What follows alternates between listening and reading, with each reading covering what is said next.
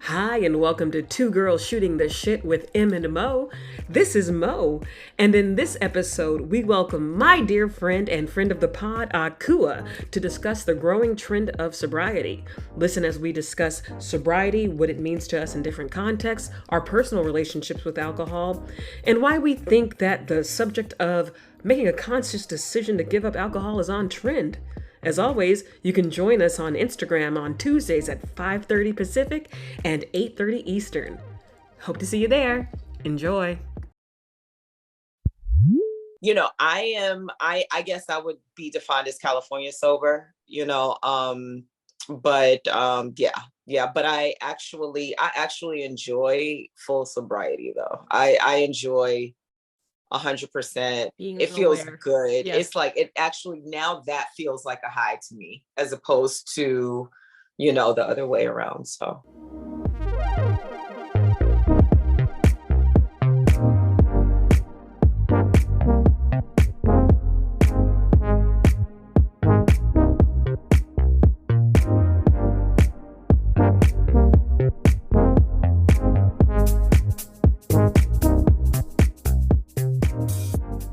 Hey. Hey Mo, how are you? Hey, Em. Today we Hi. have a special guest. Boom, boom, boom. Who do we have?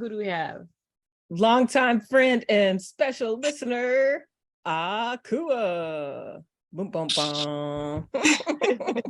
Akua, you want to share a little bit about yourself? where do I start? I live in California and I'm here visiting Mo. Share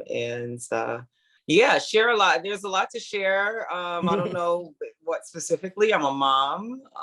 Yay! I like a lot of stuff. I dance. I have a lot of creative interests. And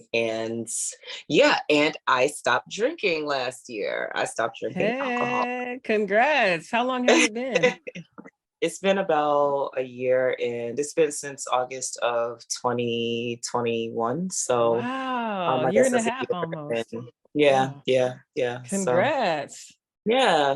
This is I took my first flight without having a drink when I flew to New York. So that was something interesting. I always had wine or something or another before, during the flights. Do you get nervous on flights? I do, but Big. I think it started like that, but then I don't really get that nervous. I think it was like once upon a time I got nervous and I started I'm going to have a drink and whatever, and I think it just became habitual, and it was like just the story I told, oh, I get nervous, so but when I was flying out here, turbulence makes me uncomfortable, but I don't get nervous, so yeah. I used to love drinking on a flight. Like it'd be unlimited drinks and stuff, but I tried to where was I? Unlimited. Oh, it's 11. Where are you flying? Unlimited drinks. It was when they had it was Virgin, when Virgin took over Alaska or vice versa. That sounds dangerous. Just passing out unlimited drinks. They were just giving you status or whatever it's called. So for a certain amount of time, you can just have select. I don't even remember what it's called, but whatever. It's not first class, but it's where you get free drinks. Some kind of elevated, yeah. I remember taking a flight on Virgin Atlantic. I took a flight when I flew to Kenya. They were serving unlimited wine. They were wow. Oh yeah, the international for sure. Yeah.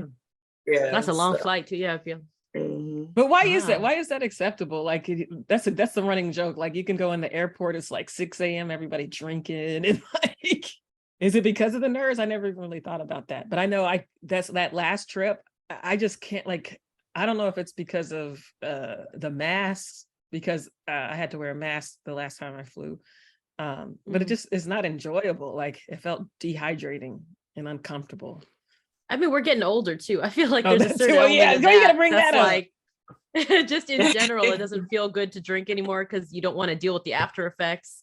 Right. I get the hangover immediately. I can't drink certain things because immediately I get a headache. Immediately I feel like my skin dry out, and Oof, I don't wish get I had the that. fun, like, woohoo kind of stuff anymore. That's gone for me. Right, So, right.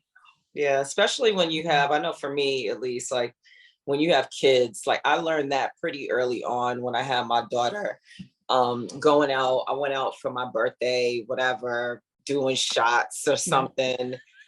You know, Can't a do it. hangover and a baby, it does not Ooh, mix. ooh. Mm-mm. And luckily I had my family. Mm-mm. My mom was alive then. I had them there that take care of the baby and let me just, you know, be a mess. But I mean, yeah, I learned that early on. Like, no, that's not fun. Like, you know, no matter how much fun it may be in that moment, there's nothing that much fun to wake up and have a splitting headache and feel horrible and have Yep. like responsibilities like a No kid hair of the dog. I feel like my or problem is anything. I could get I've sick never in the done that. moment or get like inebriated, but I don't really get a hangover. It's like, all right, what time is brunch? Where are we Oh, it's going? bad. I get it bad. I know I have a friend, I have a close friend, as a matter of fact, that doesn't get hangovers. Like swears that he doesn't get hangovers, but it doesn't mean, but he knows that doesn't mean that he's not still doing damage, Oh or yeah, that for he wouldn't sure. still be like, you know, getting a DUI if he got pulled over or something like that. But yeah, he doesn't get any kind of hangovers. Yeah, that's another thing you all have to think about in California. Yeah, because people are driving and a lot of times. Oof. I know you mentioned kids, and I know for me, I was thinking about, and I know for sure I'm going to do dry January. It was just exploring not drinking next year, just because if I want kids, I'm not going to be able to drink. So might as well test it out and see how it is. Get the body ready. You can drink. Like, it's not, kids don't just end your life. Like, yes, they do. I mean, you'd be able to. You can't drink while pregnant. I mean, so that's going to be 10 months of no drinking. So I have a question. How much drinking are we talking? Like Akua, you said you made a conscious decision to stop drinking. Mo, you're going to do dry January. Like how, like, I think there was a period in my life where I had like a bottle of wine every day. Like that was just like what I did. I was right out of law school, wasn't working yet. Every day, let's just $2 chuck, whatever. Like, you remember my journal? Yeah. but then there was a period, I think I can relate. Like, I have 3 kids, Akua. So when my first daughter was born, so I would have a glass of wine here and there, but you really just don't have time to drink. Like, you barely drinking water, you know, you're chugging coffee. You don't have time. And I found myself I just stopped drinking. And it wasn't a decision I made. I just didn't, it was the furthest thing from my mind. And it wasn't until recently, now my youngest is 4. So I feel like, okay, now I'm getting back to me, you know, I could have a glass of wine here and there. I could have, you know, a drink or do whatever. But how does it feel? I took a long break though. You know what I mean? So it feels, it's interesting that, how does it feel now to have it? Like, it's not enjoyable, really. Yeah, that's what I heard. I mean, a lot of people say. I'll have some drinks on the live or whatever, but it's not, I don't, you know, it's not what it used to be. Yeah, and I think that's I don't get a buzz. I just get a headache. I don't get a headache, but I don't drink water. Like, it's real bad. The water, you got to stay. It's no fun. Yeah. So it's, but there was a period of time where I just didn't drink at all. And so I wonder, like, because I see a lot of people making a conscious decision now, not because they have a drinking quote unquote problem, you know, they're not out here like, you know, whatever. They're just making a decision. And I'm interested in that. I'm interested. It is. It seems like it's on trend, but it's obviously a very good thing to have on trend. But I'm curious about the decision that a lot of younger people are making to just say, hey, you know, I don't need a drink to be social. I don't need a drink to, you know, have a good time or whatever. A lot of them are doing psychedelics though. A lot of the young people. I think that was well, what do you guys think about that? That's what that article said. That type of sobriety, as far as psychedelics and some of those things, or are you talking about just as far as like the conscious decision, younger people or just people in general making a conscious? Yeah, like, what is sobriety? Like, how do you define sobriety? So I feel like there's like, especially out in California, you hear all of these different definitions of what sobriety is. Like, you know, according to Bumble the other day, sobriety. I learned this on Bumble the other day. I need to check it. See if I see anybody interesting. But sobriety, the way that they define it is like, you know, not drinking alcohol, right? But some people, like from what I have heard, you know, what I know of AA is super strict. So it's like anything, like you're not even supposed to drink non-alcoholic drinks, like, you know, no any kind of like psychedelics, no kind of like cannabis, nothing. So, you know, there's this term that I've heard, and I can't speak a lot to it, but it's called California sober. And Oh yeah, I've heard of that. you They know, say and that it's here like, too.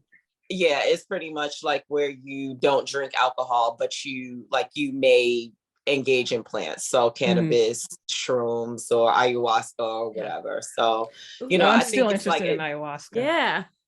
I forgot about that. Me too.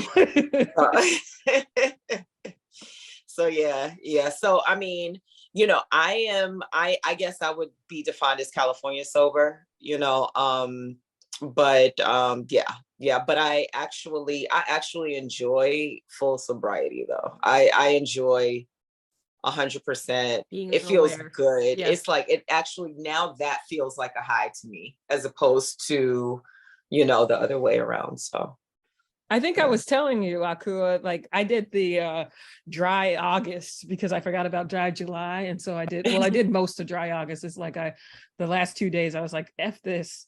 I felt like I felt powerful. Like I can't describe it. I just felt like I didn't need to have a drink. I felt like my anxiety was still there, but it was in a different way. I felt like I was getting stuff done, and I didn't have the sleepy. I mean, I was sleepy for other reasons, but I didn't have the sleepiness, the added sleepiness of drinking and stuff. And it felt good, but also bad. And I think that's where a chemical dependency comes in. At least for me, it's like, oh, well, this is lonely and boring. Like, oh, let me have a glass of wine. Ooh, I get that wine hug, feeling all nice and cozy. There's definitely a chemical dependency element to it, you know, for sure. There's a physical dependency element to it, but then it's like society, everything social says that you should have a drink. There's like it's almost like there's nothing that is sold almost without a drink. And when I stopped drinking, I noticed even the restaurants, like some of these restaurants that I wanted to check out, I noticed that they weren't even showing on their Instagram page like mini food plates or something. Like sometimes they would show a food plate, but a lot of times it was like a really pretty beverage. Cocktails, you know what I'm saying? It's like, it's so ingrained in our society, in that's how we met. You know, exactly. Emily and I as well. Like, and that was our job. It's like not to drink, but like to provide social atmospheres where people in professional like settings could drink. And it's like interesting. It's like that social, they all call it the social lubricant.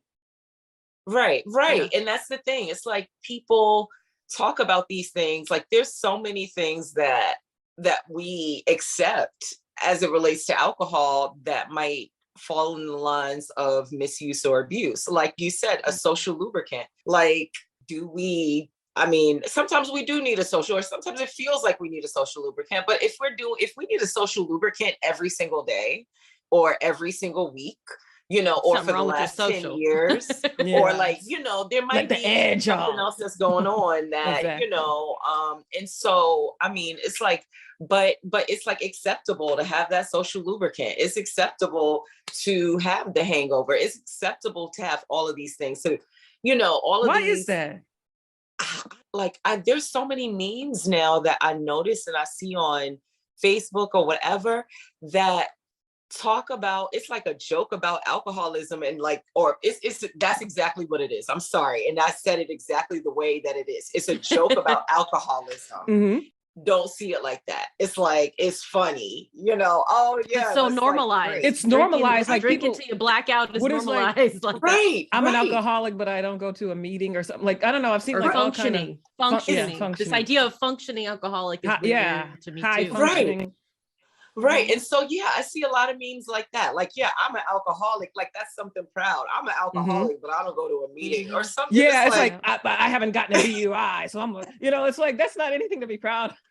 Wow. Right. Like, you know what gets I blacked me? out. Like, what gets me though is there's been a culture of moms and day drinking and moms and in the drinking, and mugs. that gets me, because I mean, when I stay home with my kids, and that's what I've been doing since my first was born or whatever. And so when I knew my husband was come home from work, occasionally that's when I would have the glass of wine, when I knew he'd be home in like 15-20 minutes. But there's people like steady, just okay, drop the kids off at school, whatever, got this little baby here, I'm gonna drink with the baby all day. Like, no, what if an emergency happens? And I don't know if it's just like hey, we're doing this for social media, we're trying to be cute about it, or if they're really hitting the bottle like this at home with their kids. They're really hitting the bottle, and they are real. Like, there's a lot of people who are speaking out about like the mommy, they call it the mommy wine culture, and all of that. Like, a lot of these, what some things that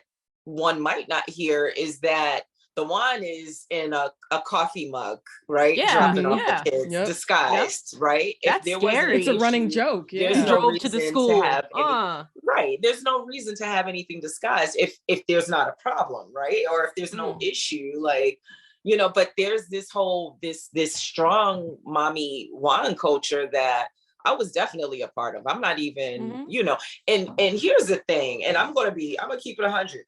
I do not like alcohol, but I still love wine. I love wine. I love wine country. I love wine experiences. I love wine glasses. I love all of that stuff. Like, so I'm not trying to, make anyone, I'm not trying to, like, I'm better than anybody. Like, I just decided to do something different. That's it. And why does that have to be better? It's almost like when people, you say you're vegan, people are like, you think you're better than me? It's like, just because you're doing something different doesn't mean you're different. That's why, because you made a choice, and a lot of people are scared to make a choice. Right. But I think one of the things that I think is kind of an undercurrent in this whole conversation is we talked about like the social lubricant and social anxiety and stay-at-home moms, or just working, any stressed out mom, like not even stay-at-home mom, but just all of these situations have a mental health element to it, where we are self-medicating with alcohol or with cannabis or with whatever. And I think that's the scary part, is we're sitting here celebrating all this drinking without realizing we're doing it to cover up some of these problems that we have that we don't know how to cope with, and it's, I think the pandemic, maybe that's what it was, made a lot of people look at this and say, okay, well, maybe I can make a choice to stop doing this or whatever. I don't know. I think for me personally, within the first couple of weeks of the pandemic, I quickly saw that was all I had. Like, for lack of a better word, like, that was all I had. And that just didn't sit well with me. It was just kind of like, is this it really? Is like, is it really getting a bottle of wine? Now mind you, I had a bottle of wine every day, way before the pandemic. But like, I guess because maybe I had other stuff going on or whatever, it didn't feel, I didn't feel it the same way. But during the pandemic, it was just like a couple of weeks in, I'm like, is this it really?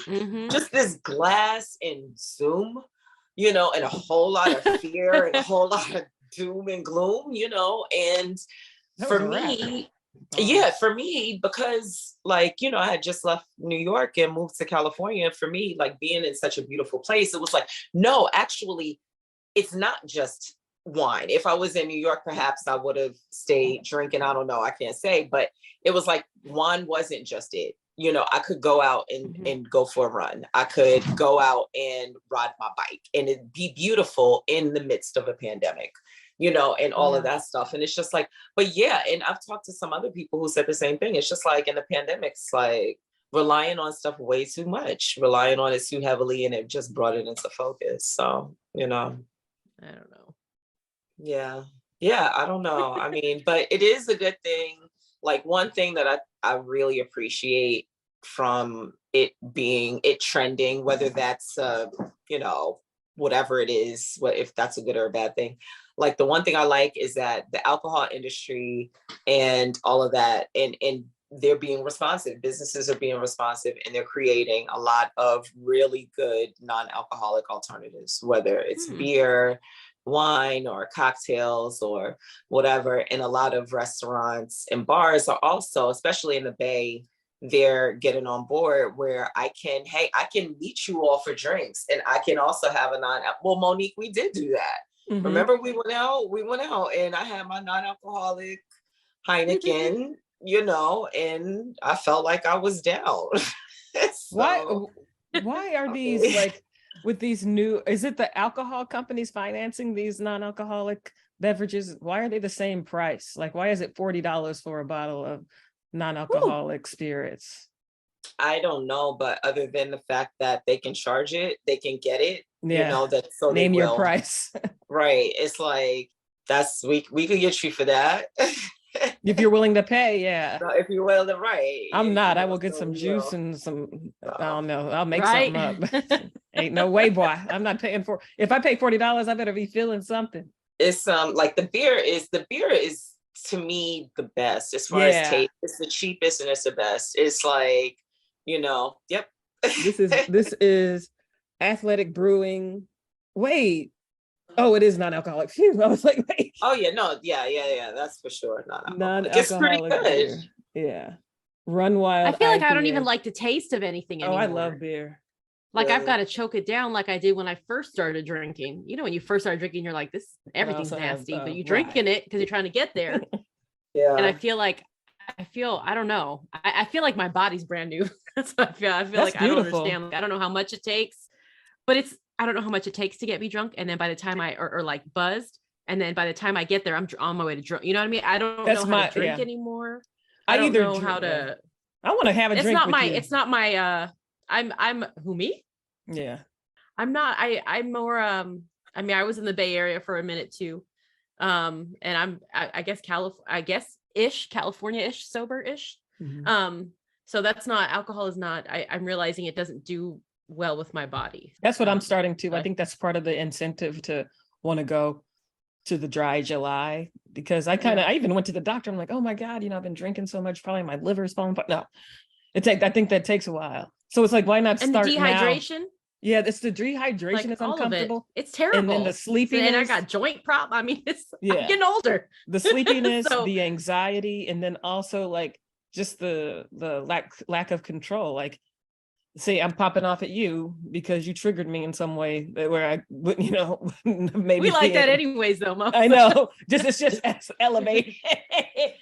And so it's just like, what is the benefit of this? I mean, honestly, I feel like my drinking increased in the pandemic due to loneliness, just being lonely. And it's like, feel like, quote, filling a void, but not really. Yeah. So it's just like a conscious decision I have to make. And also the money, like it's expensive to drink. Yeah. That's why I was like, these non-alcoholic drinks expensive. That's ridiculous. I think there's a whole level though, of, you said it's a conscious decision. There's a whole level of consciousness that's, that I'm becoming more aware of, in that we've been socialized in so many different ways, programmed, Mo has said, in so many different ways, like every social gathering or every event, everything, you are socialized to have a glass of champagne or have something in your hand to, and it's almost like if you're a host, oh, you don't have a drink yet, let me get you something, it's holidays. It's like so ingrained in every gathering, every get together, every if you go social to a interaction. Wedding, yeah. If you go to a wedding and there's no break open that down. Yeah. Oh yeah. Yeah. That's that's the reason why. Red flag. That's why some of these companies can get the prices for the non-alcoholic beverages, because you have a lot of people who might be in recovery, and they might have some more serious, addiction issues, and the social pressure of that's pressure. Someone always like, oh, let me get you a drink. If you have a cup and it looks just like you're having a beer or a glass of wine or whatever, a lot of people are just not like they won't even think about that. They don't so that's another reason why the rise in non-alcoholic beverages is rising, because just from a social standpoint, you want to feel included, you want to like, and then codependency. There we go. I'm just kidding. I mean, well, yeah, there's that, but then there's a It's general, everywhere. like sometimes you want to also toast at a wedding or something like that. Yeah. You might want to actually toast Get at the a wedding. Welch's juice. Yeah, that's I guess. Or you want people to leave That's you alone. $3.99. Just leave me alone. Right, I got you my want- drink. Leave me alone. Right. You want like, yeah, I mean, it's like, I mean, early in my sobriety, I thought I was gonna cave because someone who I did not know pressured me at a bar, and they were pressuring me to drink margaritas, and That's so weird. Patron Yeah. top I shelf can't do margaritas, margaritas. and that used to be my drink. You know what I'm Oh, saying? those So are not only good. was it like, them pressuring me, they were pressuring me with something that I really was still having, like working through, getting over, and but they told me about how I was boring, That's always all of this the stuff. word. And like, if I hadn't prepared for all of that, like, I mean, there was a certain time in the night where I thought that I might just have Were you one. being boring? But- Like, Of course not. Do you ever know me to be no, that's what boring? I'm saying. Like usually, like Ooh-wee. people will try to say the people like they don't like, because I even have said that in the past. Like I didn't want to be around people not drinking because they're gonna be a buzzkill and bring down the party, but that's usually not the case. So it's like, what was Right. wrong with that person? Because you didn't even know them to be saying you're boring. And the thing is that, and the way that I got out of that was, I went to, and these were men, not that makes a difference, because women for sure do, pressure to drink. I've gotten that from women before, for sure. Mhm. But I know like the behavior behind drinking at the bar, because I did it for so long. It's like, I'm just like, I excused myself, I went to the bathroom, and I knew that nobody was going to let a nice, great, untouched drink, Mhm. like top shelf Patron, sit there for too long. Mhm. Like, and by the time I came back, they were drinking it. So Mhm. they ordered it without me even ask. Like, I specifically said Ooh. a couple of times, No. like, I did not want to No. drink, and they ordered it again. They ordered the drink and they put it in front of me. Ain't that some shit? I said, ain't that some shit? Oh, ain't that some shit? Ain't that some shit? Goddamn. I think the pandemic has been really eye-opening to me in how personally I use alcohol. And so for 2023, I will be doing dry January, and hopefully it will continue into maybe dry February. I'm definitely probably not going to be giving up alcohol, but at least it's a good start. So if anyone would like to do it with me, please tag hashtag TGSTS dry January, and let's do this. All right. And if you don't know, dry January is just where you give up alcohol for a month. I already have a bunch of fun mocktails that I'll be making. I'll be going live. So really excited about it. And if you want to join me, let me know. Hashtag TGSTS. Thanks. Bye. And then and then like that's the thing with drinking. Then you have all of these stories of, sexual harassment and all these different things. You can't leave your drink.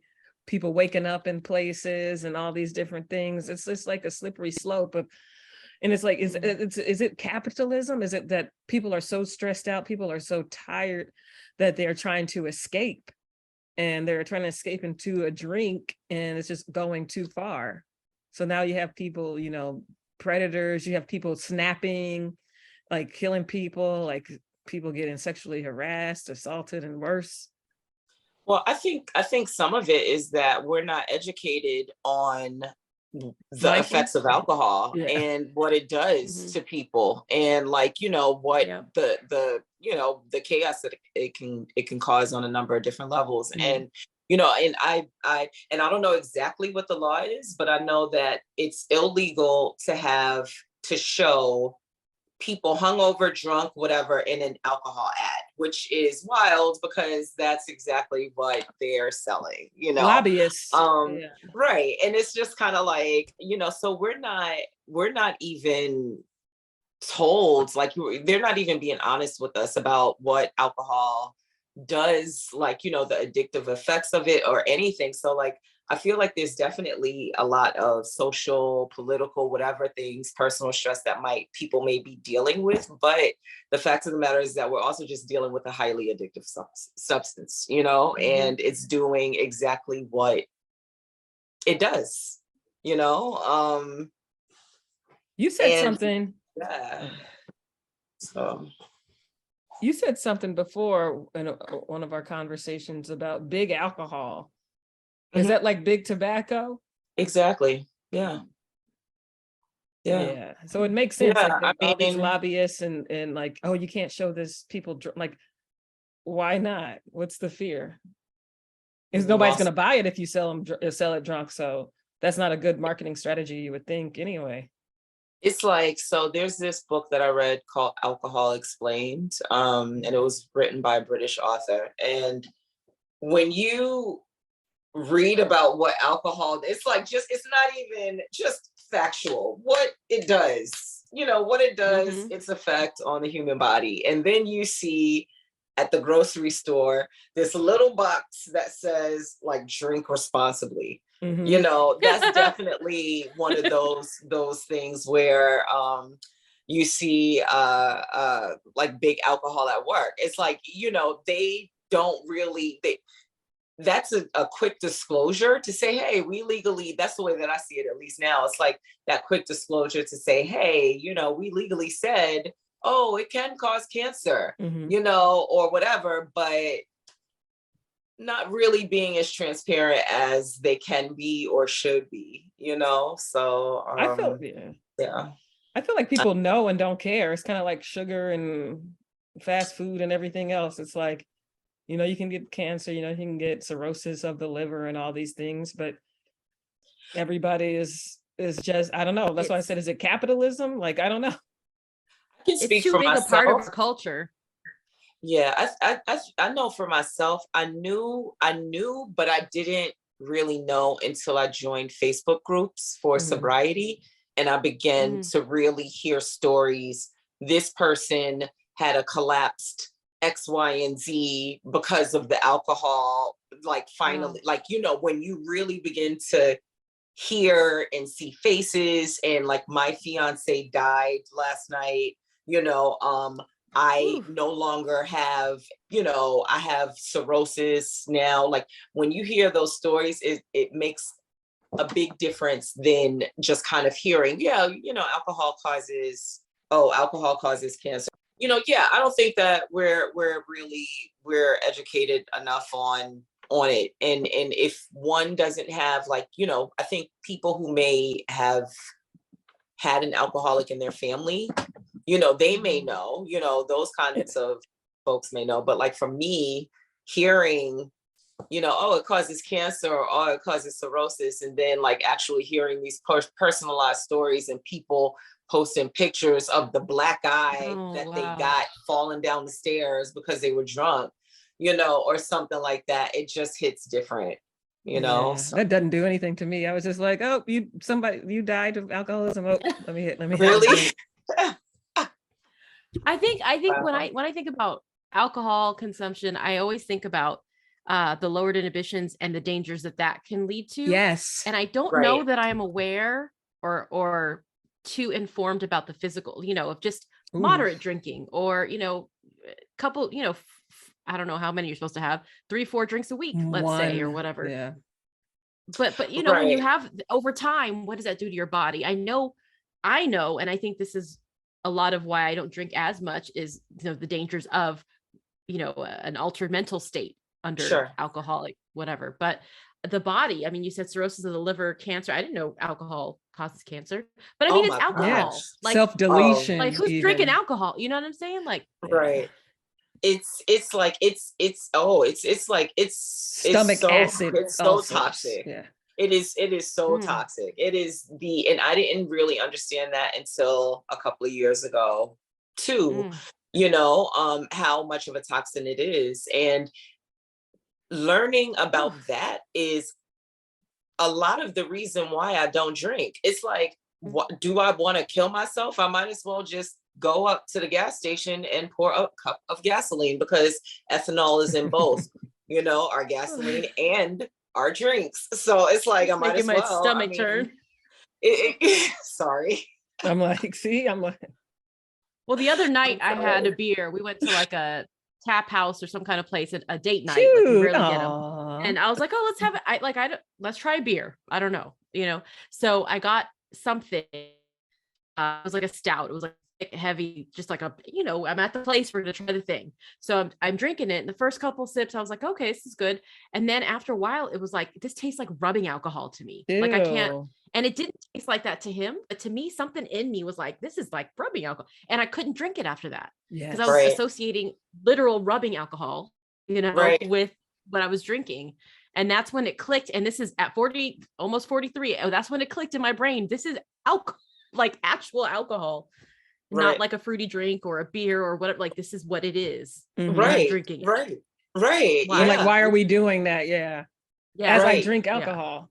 But it's, and then my stomach hurt the whole next day. So might have been a bad batch too. I don't know. But maybe your husband didn't mind it. So yeah. But even if the taste is good, or even if it's wine, like, because I know I used to say, well, wine is better than liquor or whatever, that's more sophisticated. It's all marketing, alcohol, and it's all a toxin, and it's all going to affect you in a negative way, like, affect your body in a negative way. So, the things we put in our bodies without knowing what it is or what it does. There's a thing, there's though. So much. Yeah, there's so much, because like I said earlier, like alcohol does turn into sugar or something, but sugar, when you look at it, what that does to your body, like there was a thing I saw with like alcohol. There's a Netflix. I'll have to look it up, and it shows you like what it does to your body. It's like, okay, yeah, I know. Let me drink some more and see if it happens. And it does. Like it takes a long time, and then it's like by the time you've done the damage, when it manifests, you may not be ever. Like I know people have gotten oral cancer, cirrhosis of the liver, oral cancer. Yeah. From drinking, ulcers, stomach ulcers, holes in the stomach, like all kinds of stuff from alcohol. Like I'm aware of this, and it's like, I'll be like, yeah, let's go have some drinks, and it's just like crazy. It's like so deep in the culture, and especially being single, it's like, oh, go to a bar and meet people. And so that's why I'm kind of glad, like there is this sober movement of people like trying different things, because one of the things is, and I think Akua probably can relate, but it's like when you meet people in these circumstances, you're not really meeting the actual person half the time when you meet them in a drinking environment. And so then you're bonding over that. It's almost like you're like almost setting yourself up for a toxic relationship. And so having, I don't know what I'm going to do, join sports. I'm thinking about joining a sports team or something, but just doing something else, because this drinking ain't doing it. I'm still not meeting people, and I'm pretty confident to talk to people without drinking. So, but the hard thing is, you join a sports team, they all go drinking afterwards. That's what they did. Yes, that's kind of what it is. That's how I started drinking beer. Oh my God, that's how I started drinking beer. I used to hate beer. Run clubs, like, and see, in a run club, you go drinking.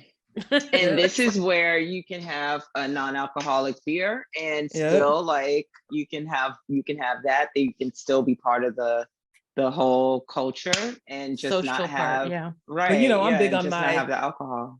My outcast status. So it's like not even to fit in. It would be more for me to try to placate myself. But so I would be happy to. This bores me.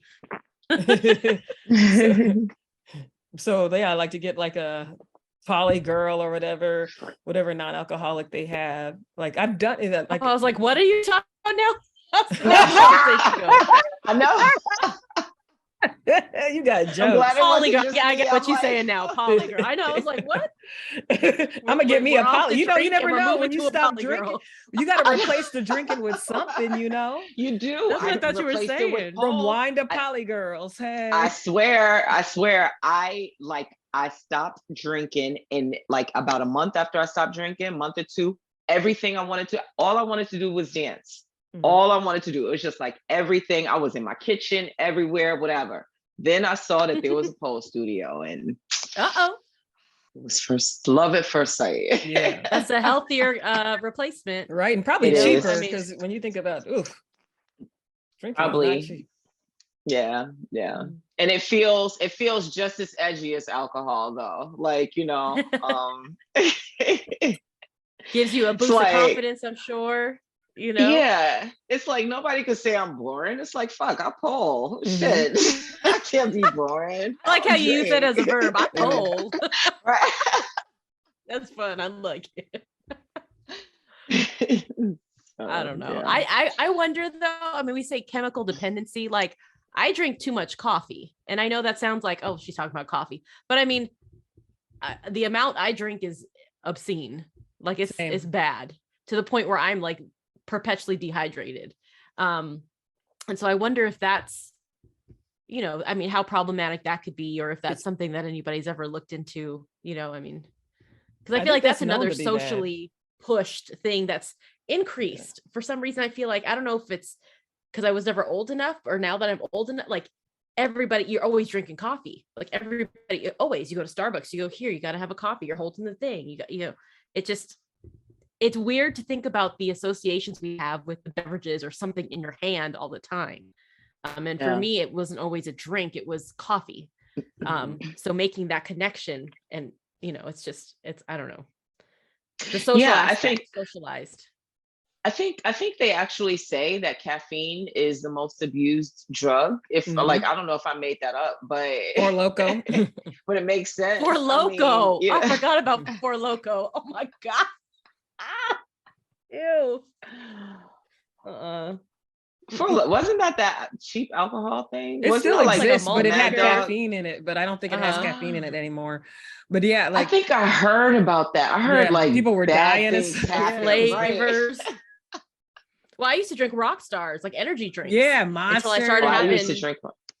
Yeah, and I have Red heart Bull. issues, so I have no business drinking that stuff. Yeah. But I used to 2 or 3 Rock Stars a day plus my coffee. Like sick.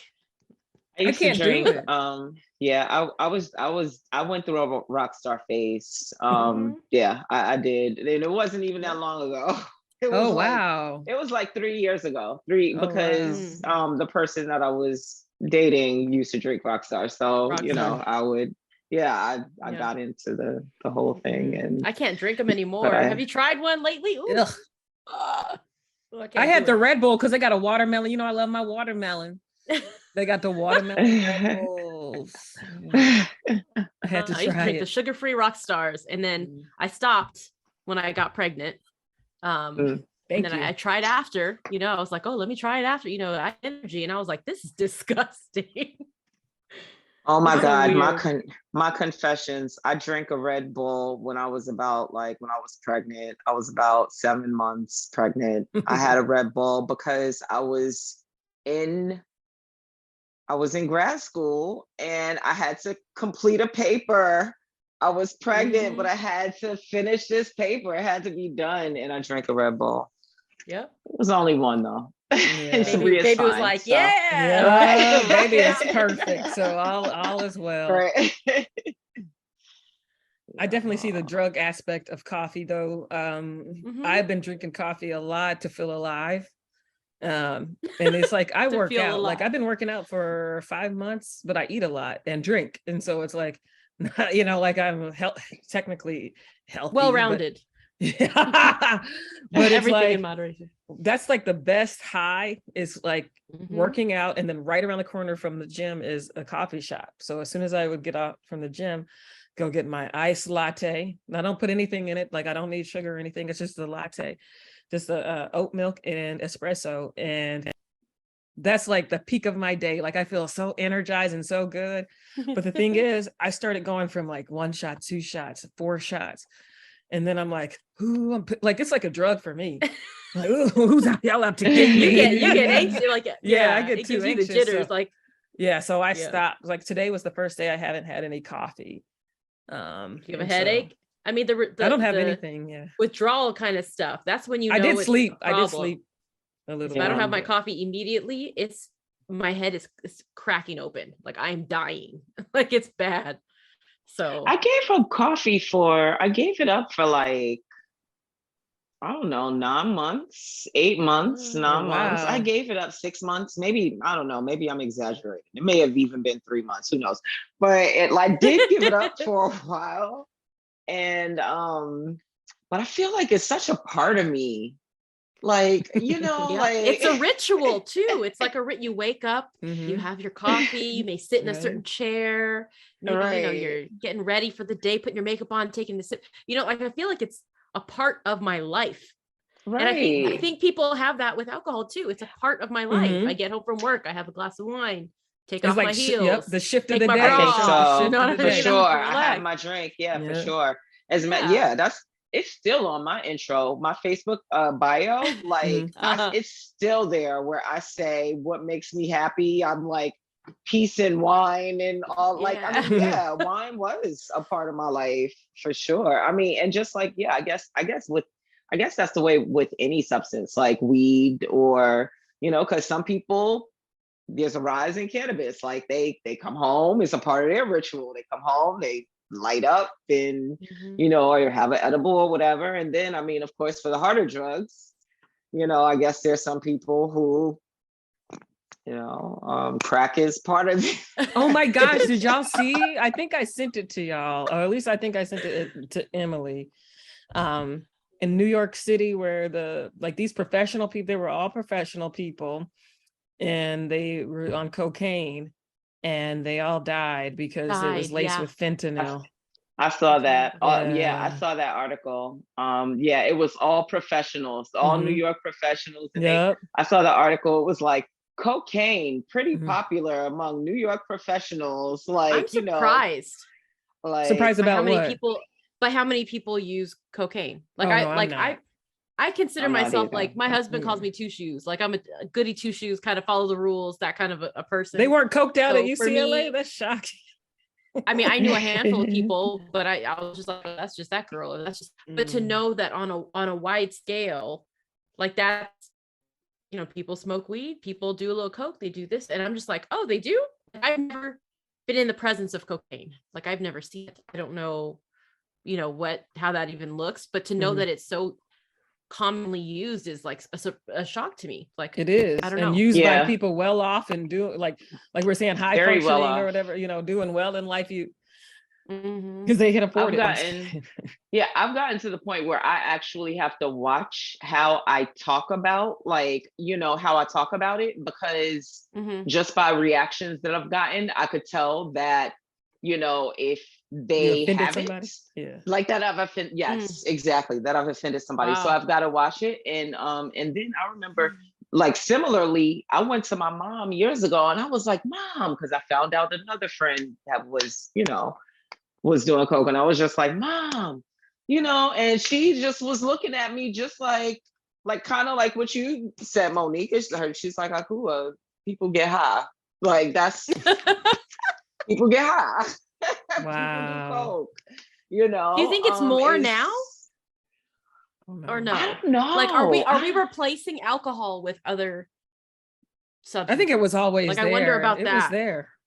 I think it was Yeah, always but I there. mean, are more people, They're putting like, fentanyl in someone it could now. say, well, yeah, I mean, but I think some people, I'm not drinking alcohol anymore, but I do X, Y, and Z. Do you know what I mean? I wonder if we're taking a step back from booze, but we're like finding other ways to feel good. Do you know what I mean? Like, Right. I Still, think, like, especially with yeah. the legalization of cannabis, I feel like that's really there's probably a huge uptick in availability, accessibility to the drug, etc. So I wonder if more people are doing that.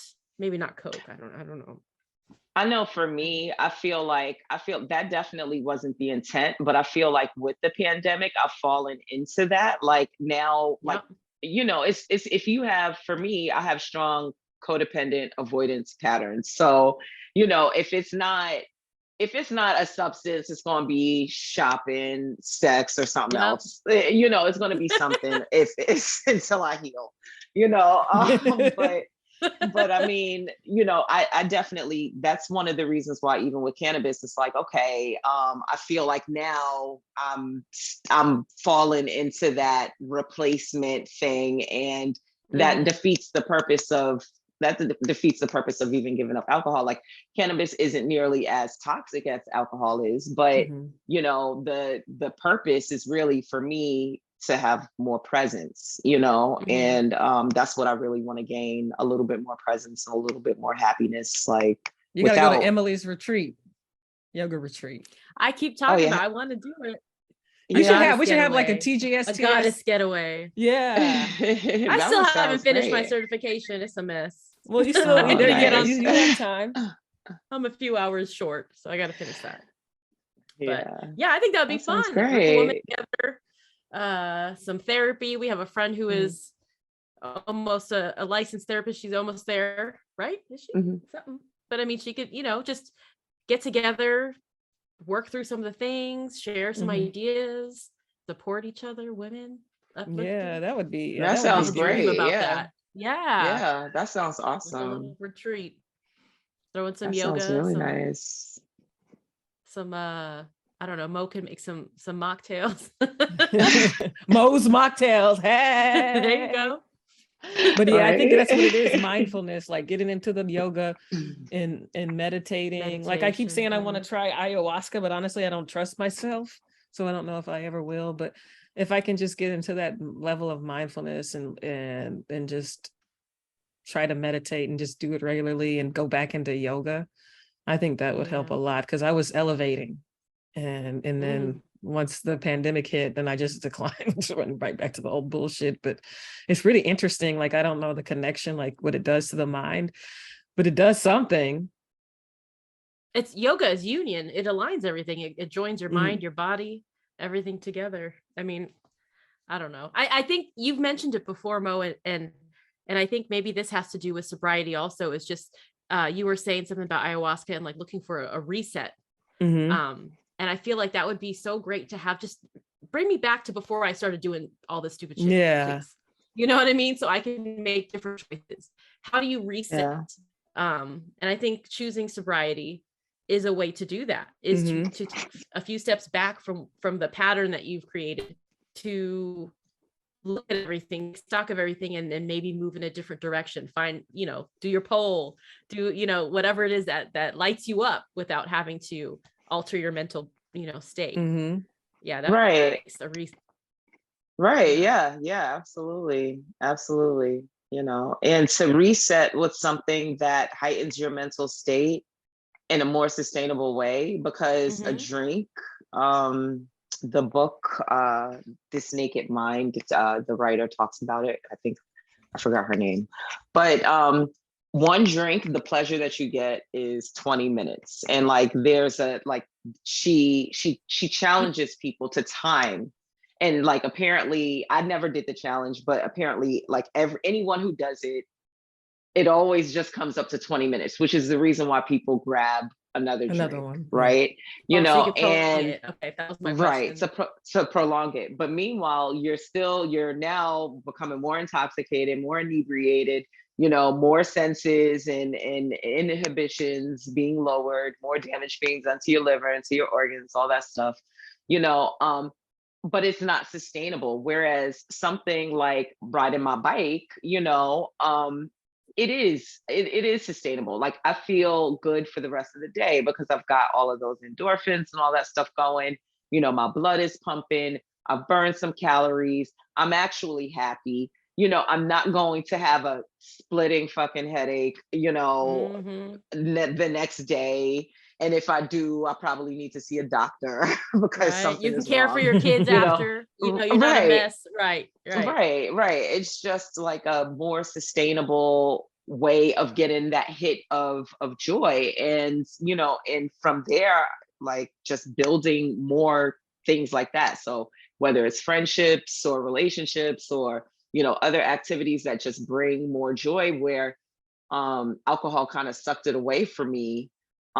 It's like a better deal, you know. I mean, it just seems like a better bargain. That's the way that I think about it now in my head. It's like, you know, yeah, go to pole, go ride my bike, feel like a badass, feel good, burn some calories, and I could eat a good meal too on top of that. You know, I could eat a good meal without guilt and have something that tastes like beer, Mm-hmm. you know, and have it be just more sustainable, good vibes and good feelings going. Yeah, I feel like that's a better deal. Good vibes. You're so Bay Area. Good vibes. Yeah. Well, old school Bay. I don't know what now. East Bay. I don't know what it is now. Any final thoughts? It's no final thoughts, no judgment. Like, you know, I don't say that I will never drink again. Who knows? Yeah. But I'm not drinking today. So. Yep. Amen. You said, all right. Well, thank amen. you so much, Akua. We really appreciate you thank you. joining us. This was great. Thank you It was so great to much for chat. having me. Yeah, this was cool. This was a good conversation too. I was like all shy Yes. and feeling all weird about it, but this was a Never. good conversation. Yes. Doing the shit. You Love y'all. Take care. Bye. Thank you for listening to this episode of Two Girls Shooting the Shit with Em and Mo. Please enjoy this mindful moment. Be present. Make love. Make tea. Avoid small talk. Embrace conversation. Buy a plant. Water it. Make your bed. Make someone else's bed.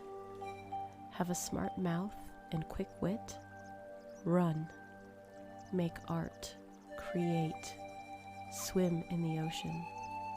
Swim in the rain. Take chances. Ask questions. Make mistakes. Learn. Know your worth.